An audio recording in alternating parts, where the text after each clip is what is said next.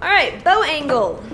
Bow angle is the way in which your bow is pointed in relationship to the bridge, okay? So I'm going to scoot myself back here a little bit. So we've got the bridge here. Your bow, most of the time, should be parallel to your bridge. That's kind of funny to see from this perspective when you're looking down on your instrument or when you're looking over at your instrument.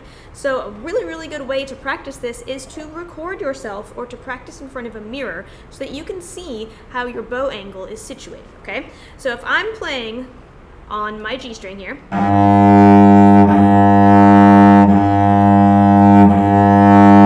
you can see that my bow is mostly parallel to the bridge, okay?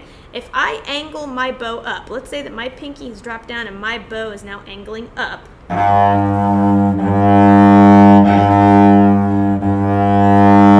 You can hear that there's a difference in the sound. It is not an even, smooth, consistent sound. Same way if my bow isn't being supported and it's pointing down to the ground. And you can see that my arm is also doing some funny stuff there, okay? So what you've got to do is make sure that your bow hand is flexible and supporting your bow. See how that wrist is moving? Watch that wrist. See the wrist? Ooh, ah. Making sure that your bow is being supported all the way across in a parallel motion to the bridge.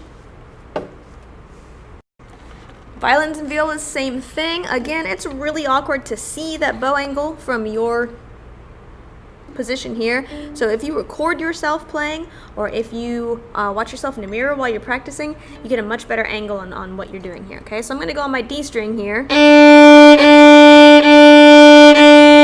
can see we're staying mostly parallel to the bridge. There's a little bit of movement because your hand is moving, all right? But if I pull that wrist back like a chicken wing, I'm going to get a sound like this. And that also happens if you have a good bow hold, but you're not moving your wrist. You're going to get the same kind of motion, okay? If it's pushed out too far, you might get one of those. And then if you're over here, you know, you're going to get funny angles. So your goal is to keep your bow as parallel to the bridge as you can. The